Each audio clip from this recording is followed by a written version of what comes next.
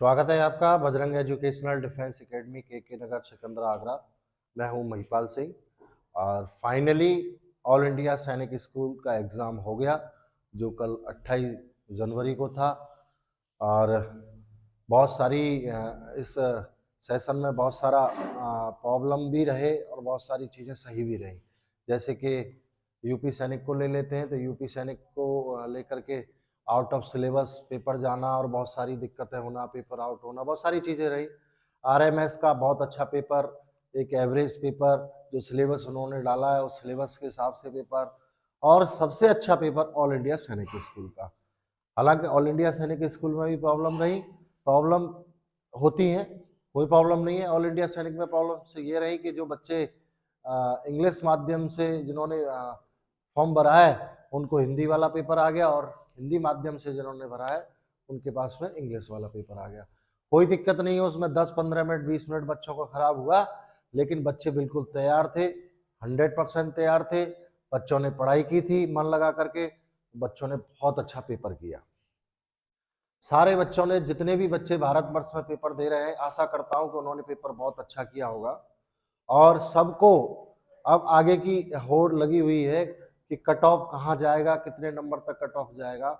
तो अब मैं आपको कट ऑफ के बारे में भी जानकारी दे देता हूँ सटीक। बिल्कुल पिछले कई वर्षों से हमारा ऑल इंडिया सैनिक स्कूल में बहुत अच्छा रिजल्ट रहा है, और इस वर्ष भी हमारा ऑल इंडिया सैनिक स्कूल में बहुत सारे बच्चे सिलेक्शन ले रहे हैं। और जब बच्चे सिलेक्शन लेते हैं, बच्चों से सिलेक्शन लेना भी चाहिए, क्योंकि बच्चों ने मेहनत की है, और बच्चों के साथ साथ हमारी पूरी टीम ने, बजरंग एजुकेशनल डिफेंस एकेडमी की पूरी टीम ने बहुत ज़्यादा मेहनत की है। बच्चे सभी मेहनत करते हैं, लेकिन मेहनत का एक तरीका होता है, एक सिस्टम होता है, उस सिस्टम के साथ में बच्चों से मेहनत कराई जाती है, बच्चों को पढ़ाया जाता है, बच्चों को सारी चीज़ें सिखाई जाती हैं। तो हमारे जो बच्चे थे, कहीं कोई किसी तरीके का कन्फ्यूज़न नहीं हुआ बच्चों को जो सिलेबस कराया गया था उसी सिलेबस में से पेपर डाला गया। हालांकि थोड़ा सा पेपर को घुमाया, सारी चीज़ें की, वो ज़रूरी भी है। बच्चे की बच्चे को चेक करना होता है तो इसी तरीके से चेक किया जाता है। और कुछ बच्चे तो हमारे ऐसे हैं, जैसे मैथ है, मैथ 150 नंबर का आता है, तो 150 नंबर में से 150 नंबर भी हमारे बच्चों के हैं। ये है असली लड़ाई और ये है असली परीक्षा, क्योंकि आप सिलेबस पेपर जो आप बोल रहे हैं वो डालेंगे तो 100% बच्चा हम जो तैयार हुआ है, जो तैयारी बच्चे ने की है, वो 100% उसका नंबर आएगा ही आएगा। अब आ जाती है कट ऑफ पर। मैं हमेशा से बताता रहा हूँ, आप हमेशा बहुत सारे यूट्यूब चैनल आप देखते रहते हैं, बहुत सारी वहाँ से जानकारियाँ आप लेते रहते हैं, लेकिन मैं हमेशा से बोलता रहा हूँ, कोई भी सैनिक स्कूल हो या मिलिट्री स्कूल हो, 90% से नीचे 90% से नीचे मार्क्स जिस बच्चे के हैं ऑल सब्जेक्ट में, उस बच्चे को का सिलेक्शन बहुत मुश्किल होता है। 90% से, एक ओवरऑल एवरेज में आपको बता दे रहा हूँ। अब इसमें हम बात कर लेते हैं, सबसे ज़्यादा जो सीट होती है वो होम स्टेट के लिए होती है। जैसे कि मैं आपको बता दूं कि मध्य प्रदेश का बच्चा रहने वाला है या गुजरात का बच्चा रहने वाला है, तो गुजरात के रहने वाले बच्चे के लिए गुजरात में सीटें सैनिक स्कूल में हमेशा ज़्यादा रहती हैं और हमेशा ज़्यादा रहेंगी। जैसे कि उत्तर प्रदेश का बच्चा रहने वाला है, उसने गुजरात के स्कूल के लिए अप्लाई किया हुआ है, तो जो कट ऑफ होगा वो कम से कम 30 से 35 नंबर ऊपर होगा। तो जहाँ तक कट ऑफ का जो अनुमान होता है वो हमारे पिछले कई वर्षों के अनुभव से हम लोग निकालते हैं, क्योंकि वो लोगों ने पिछले वर्ष कितनी कट ऑफ रही थी, वो पिछले वर्ष कितनी कट ऑफ रही थी, उस स्टेट में कितनी रही थी, उस स्टेट में कितनी रही थी, उस हिसाब से हम लोग कट ऑफ का एनालाइज करते हैं। तो मेरा साफ साफ कहना है कि जैसे गुजरात का बच्चा रहने वाला है तो गुजरात के होम स्टेट के लिए हमेशा सीट ज़्यादा रहती है। मध्य प्रदेश का बच्चा रहने वाला है तो मध्य प्रदेश के होम स्टेट के लिए ज़्यादा रहती है। हरियाणा का बच्चा रहने वाला है तो हरियाणा में होम स्टेट के लिए सीटें ज़्यादा रहती है हमेशा से। और पंजाब का रहने वाला है तो पंजाब के लिए होम स्टेट के लिए सीट ज़्यादा रहती है हमेशा से। तो होम स्टेट का जिन पेरेंट्स ने होम स्टेट को वरीयता दी होगी फॉर्म भरते टाइम पे, तो उनका जो कट ऑफ होता है, जैसे किसी अदर स्टेट के लिए, अदर स्टेट के कट ऑफ जाने वाला है 275, तो होम स्टेट के लिए वही कट ऑफ 240 और 245 रहने वाला है। सबसे ज़्यादा जो हाई कट ऑफ जाता है वो जनरल के लिए जाता है। जनरल से थोड़ा मिलता जुलता हुआ ओबीसी के लिए जाता है, उसके बाद डिफेंस आता है, और सबसे कम जो जाता है एससी और एसटी के लिए जाता है। तो पता चला कि जनरल वाले बच्चे ने जनरल वाला बच्चा 250 नंबर का पेपर करके आया है, और एससी वाला बच्चा यानी 250 नंबर आने वाले हैं, और एससी वाले बच्चे के 220 नंबर आने वाले हैं। तो इस बच्चे का सिलेक्शन हो जाएगा और ये बच्चा रह जाता है। ये बात तो सभी आप जानते होंगे बहुत अच्छे तरीके से, क्योंकि इसके लिए सीट भी ज़्यादा होती है, रिजर्वेशन का जो क्राइटेरिया है वो भी ज़्यादा होता है। ये जनरल और ओबीसी मिलता जुलता होता है, जनरल और ओबीसी मिलता जुलता होता है। तो मैं कट ऑफ की बात कर रहा था। तो कट ऑफ जो हमारा जाने वाला है, जैसे एक मिनिमम आप मान के चलिए कि जैसे उत्तर प्रदेश का बच्चा है, यूपी का बच्चा है, तो यूपी में कम से कम 245 कम से कम जाएगा। और जैसे किसी ने गुजरात के लिए फॉर्म भरा है, तो यही एक आइडिया आप गुजरात के लिए मान के चलिए कि लगभग 240 कम से कम 240 गुजरात के लिए जाने वाला है। अगर किसी बच्चे ने जैसे आपका बिहार के लिए भरा है, तो बिहार के लिए भी लगभग 248 कम से कम कट ऑफ जाने वाला है।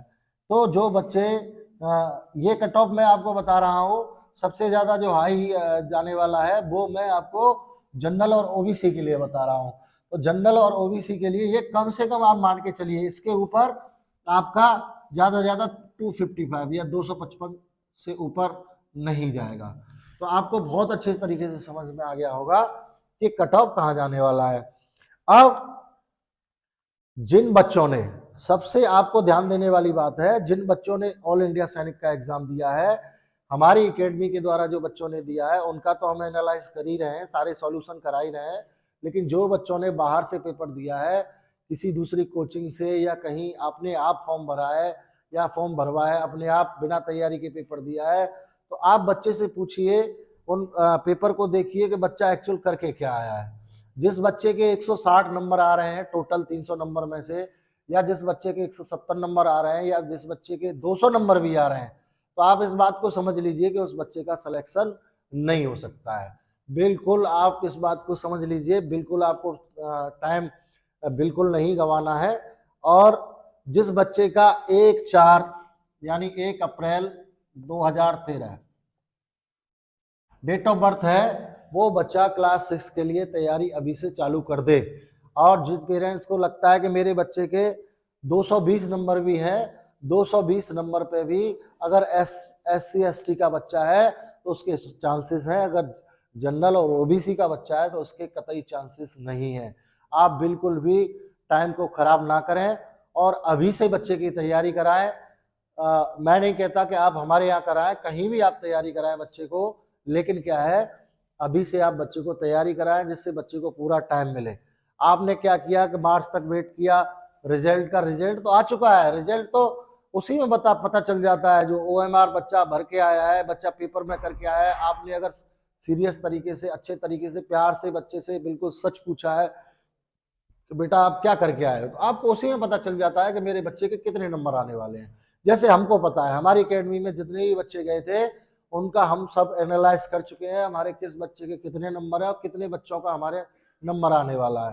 तो मैं आपको बता देता हूँ कि बच्चों ने वास्तविक मेहनत की थी और हम जवाब रिजल्ट के द्वारा देते हैं। हमारे यहाँ बच्चों ने हमने मेहनत करवाई, पूरी टीम ने मेहनत करवाई, 90% सिलेक्शन रेशियो हमारा है, और 90% सिलेक्शन रेशियो ऑल इंडिया सैनिक में हमारा 100% रहेगा ही रहेगा, क्योंकि हम एनालाइज पूरी चीज कर चुके हैं, हम सारा कुछ देख चुके हैं और उसमें क्या है, सारी चीज को समझ चुके हैं। तो आप भी समझ जाइए, बिल्कुल देर ना करिए। आपके बच्चे के यदि 200 नंबर आ रहे हैं, 180 नंबर आ रहे हैं, 170 नंबर आ रहे हैं, तो आप भूल जाइए सिलेक्शन, बिल्कुल सिलेक्शन नहीं हो सकता। क्यों नहीं हो सकता कि कट ऑफ जो है इनका 200, यानी SC का बच्चा है तो 200 से ऊपर ही जाने वाला है, OBC का बच्चा है 240 से नीचे नहीं रहने वाला, चाहे वो किसी स्टेट में, चाहे अदर स्टेट का है, चाहे होम स्टेट का है, या डिफेंस का बच्चा है, उसका 240 से नीचे कट ऑफ जाने वाला है ही नहीं, ना पिछले साल गया है और ना अब जाएगा। तो आप बिल्कुल देर ना करें।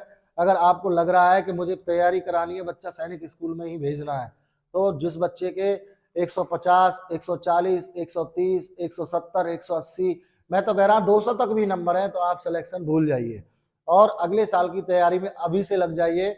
अभी से आपका बच्चा तैयारी करेगा तो आपके बच्चे का जो रिवीजन चल रहा है, अब क्या करते हैं 2 महीने बच्चे को बैठा दिया, अरे बच्चे ने तो बहुत मेहनत की है, 1 महीना छुट्टी करवा दीजिए बच्चे को, 2 महीने छुट्टी करवा दीजिए फिर देखेंगे।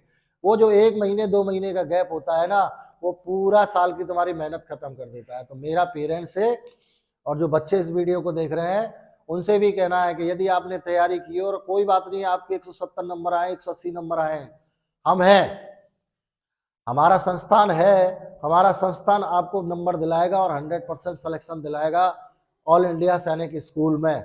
लेकिन आपको उसके साथ में काम करना रहेगा, अभी से तैयारी आपको शुरू करनी रहेगी। अभी से आपको अपने आप को जैसे तैयारी आप साल भर आपने की है उसी तरीके से आपको रेगुलर रहना पड़ेगा, क्योंकि रेगुलर अभ्यास के द्वारा ही आप सिलेक्शन पा सकते हैं इसके अंदर, और इसके कोई दवा नहीं है। क्योंकि जो पेपर हुआ है बिल्कुल ट्रांसपेरेंट, बिल्कुल बहुत ज़्यादा केंद्रों पे सख्ती थी, क्योंकि जिन बच्चों ने पेपर दिया उनको बहुत अच्छे से पता है। जिन बच्चों के पास वैलिड डॉक्यूमेंट नहीं थे उन बच्चों को पेपर बिल्कुल देने नहीं दिया गया, और जिनके पास वैलिड डॉक्यूमेंट थे उन्हीं बच्चों ने पेपर दिया। बहुत सख्ती के साथ बहुत अच्छे तरीके से पेपर हुआ, और पेपर के साथ में जो बच्चा वास्तविक पढ़ा वो बच्चा सिलेक्शन भी लेगा। तो हमारी एकेडमी नंबर 1 सिलेक्शन देने में पिछले कई वर्षों से हमारा संस्थान रहा है, और इस वर्ष भी हमारा संस्थान बहुत अच्छे रिजल्ट सिलेक्शन देगा। तो आप बिल्कुल भी देर ना करें। कट ऑफ की जहाँ तक बात है तो मैंने बता ही दिया है, 240 से नीचे ओबीसी और जनरल जाने वाला नहीं है। एससी और एसटी की बात करें तो 220, 210, 215, 205 पे भी सिलेक्शन हो जाएगा, हो सकता है। उसके बाद में बहुत सारी ई काउंसलिंग प्रक्रिया है। ई काउंसलिंग प्रक्रिया पे आपको विशेष ध्यान देना है। बहुत इंपॉर्टेंट बात बता रहा हूँ मैं आपको। ई काउंसलिंग के लिए आपको अपने आप को रजिस्टर्ड भी आगे करना रहेगा। जो हमारी एकेडमी से बच्चे नहीं हैं, जो हमारी एकेडमी में बच्चे नहीं पढ़ रहे हैं, जो आउटसाइड ये वीडियो देख रहे हैं, तो ध्यान रखें ई काउंसलिंग की आपको रजिस्टर्ड करना रहेगा। ई काउंसलिंग पे भी हम एक वीडियो बनाएंगे और वो भी वीडियो डालेंगे किस तरीके से ई काउंसलिंग बच्चे की करनी होती है, क्योंकि ऑल इंडिया सैनिक के द्वारा ये पिछले वर्ष से ही लागू कर दिया गया है कि ई काउंसलिंग के थ्रू ही बच्चा लेंगे। क्योंकि अभी हमने जो उन्होंने फॉर्म में भरवाया था एक ही स्कूल सिलेक्शन के लिए बोला था, लेकिन ई काउंसलिंग में 10 स्कूल और आ जाएंगे जिनको आप सिलेक्शन जिनको आप चूज कर सकते हैं। और जब चूजन आपके पास ज्यादा रहता है तो आपकी सिलेक्शन की जो सिलेक्शन का जो रेशियो है वो बढ़ जाता है। सिलेक्शन के जो सिलेक्शन का जो रेशियो जिसे बोलेंगे वो बढ़ जाता है, चांसेस बढ़ जाते हैं। तो लेकिन उसका भी हमें मालूम होना चाहिए, इसके लिए हम वीडियो बनाएंगे। तो मेरे कहने का मतलब है कट ऑफ जो है ओबीसी जनरल 240 से नीचे तो आप समझिए ही मत। अदर स्टेट की बात करेंगे तो अदर स्टेट में तो बहुत जाएगा, 265, 270, 275 इस तरीके से जाएगा। लेकिन होम स्टेट में आपने फॉर्म भरा है तो आप 245 से 40 से नीचे मत समझिए ओबीसी और जनरल के लिए। एससी और एसटी के लिए थोड़ा कम हो सकता है, जैसे कि मैं बार बार आपको बता रहा हूँ। और जिन पेरेंट्स को आपको ध्यान देना है, जिन पेरेंट्स को ऐसा लग रहा है कि मेरा बच्चा 200 नंबर का पेपर करके आया, 180 नंबर का पेपर करके आया, 170 नंबर का पेपर करके आया, वो बिल्कुल भी देर ना करें। खासकर ओबीसी और जनरल वाले बिल्कुल भी देर ना करें। जैसे रेगुलर बच्चा तैयारी कर रहा था, आपका बच्चा घर पे तैयारी कर रहा है तो घर पे 1 या 2 सब्जेक्ट बच्चा पढ़ सकता है। किस तरीके से क्या किया क्या नहीं मुझे पता नहीं है, लेकिन आप एक अच्छे संस्थान में बच्चे को एडमिशन दिलवाते हैं और एक अच्छे संस्थान से आप तैयारी कराते हैं जिसमें पढ़ाई का लेवल बहुत ऊपर हो, तो आप उस संस्थान में बच्चे का एडमिशन कराइए। और जो माँ बाप इस वीडियो को देख रहे हैं और जो बच्चे को सैनिक स्कूल में पढ़ाना चाहते हैं खासकर, तो वो फर्स्ट क्लास सेकंड क्लास से ही फैसला लें। फर्स्ट क्लास सेकंड क्लास से बच्चा यदि तैयारी करता है, फर्स्ट क्लास और सेकंड क्लास से बच्चा यदि तैयारी करता है तो उसका एक बार में ही सिलेक्शन पक्का हो जाता है। क्योंकि सेकंड और फर्स्ट क्लास से उसको छोटी छोटी चीज़ें सिखाई जाती हैं, छोटी छोटी चीज़ों से बड़ी बड़ी चीज़ें सिखाई जाती हैं, उसको बहुत ज़्यादा अभ्यास कराया जाता है। जैसे कि हमारी एकेडमी में कुछ पेरेंट्सों के द्वारा फैसला लिया गया है जो सैनिक स्कूल में भेजना चाहते हैं, उन्होंने सेकंड क्लास से ही हमारे यहाँ बच्चों का एडमिशन करा दिया है। उन बच्चों को बहुत अच्छे तरीके से हम लोग प्रिपेयर कर रहे हैं, तैयार कर रहे हैं। और फिर मैं एक बार कहूंगा कि जो माँ बाप अपने बच्चे का सैनिक स्कूल का सपना देख रहे हैं, क्योंकि कंपटीशन बढ़ चुका है, आप बच्चे पर तनाव नहीं बिल्कुल डालना चाहते, बच्चे पर जोर नहीं डालना चाहते, बच्चा तनाव आप चाहते हैं कि बच्चा बिल्कुल भी तनाव महसूस ना करे और बच्चा हंसते खेलते खाते हुए पेपर को क्वालिफाई कर जाए और सैनिक स्कूल में सिलेक्शन ले ले। तो उसके लिए अभी आपको फैसला लेना पड़ेगा, फर्स्ट क्लास से ही फैसला लेना पड़ेगा, सेकंड क्लास से ही फैसला लेना पड़ेगा, थर्ड क्लास में बच्चा यदि है तो थर्ड क्लास से फैसला लेना पड़ेगा, फोर्थ क्लास में बच्चा है तो फोर्थ क्लास से ही फैसला लेना पड़ेगा। क्योंकि सैनिक स्कूल में कक्षा 6 के लिए प्रवेश परीक्षा होती है और कक्षा 9 के लिए प्रवेश परीक्षा होती है। कक्षा 6 के लिए प्रवेश परीक्षा के लिए सेकंड थर्ड फोर्थ में पढ़ने वाले बच्चे को अभी एडमिशन कराएं, जिससे बच्चे को बिल्कुल टेंशन नहीं रहेगा और आराम से जो अभी 14-14 घंटे बच्चे पढ़े हैं, 15-15 घंटे, 16-16 घंटे बच्चे पढ़े हैं, उसको 16 घंटे पढ़ने की आवश्यकता नहीं है, 5 और 6 घंटे पढ़ लेगा और अभी से वो तैयारी करेगा तो 100% आपको पता भी नहीं चलेगा और क्वालिफाई कर जाएगा बच्चा और सैनिक स्कूल में पढ़ लेगा। तो मैं वीडियो पे बार बार एक ही चीज़ बोलना चाह रहा हूँ कि बच्चे को यदि तनाव नहीं करवाना है, बच्चे को तनाव महसूस ना हो, आप लोगों को भी प्रॉब्लम ना हो, पेरेंट्स को भी प्रॉब्लम ना हो, तो आप अभी से ज्वाइन कराइए एकेडमी। हमारा पता सबको पता ना भी हो तो भी मैं बता देता हूँ, बजरंग एजुकेशनल डिफेंस एकेडमी के नगर सिकंदरा आगरा में स्थित है, जो पूर्ण तरह आवासीय है। बच्चे की रहने की, खाने की सारी व्यवस्था है एकेडमी के अंदर। कहीं भी आपको हॉस्टल भी ढूंढने की आवश्यकता नहीं है, हॉस्टल हमारे पास अवेलेबल है, बच्चा रह करके आराम से तैयारी कर सकता है। तो जिन बच्चों ने सैनिक स्कूल का एग्जाम दिया था उनके सिलेक्शन को लेके बजरंग एजुकेशनल डिफेंस एकेडमी की तरफ से बहुत बहुत शुभकामनाएं। जय हिंद, जय भारत, जय बजरंग।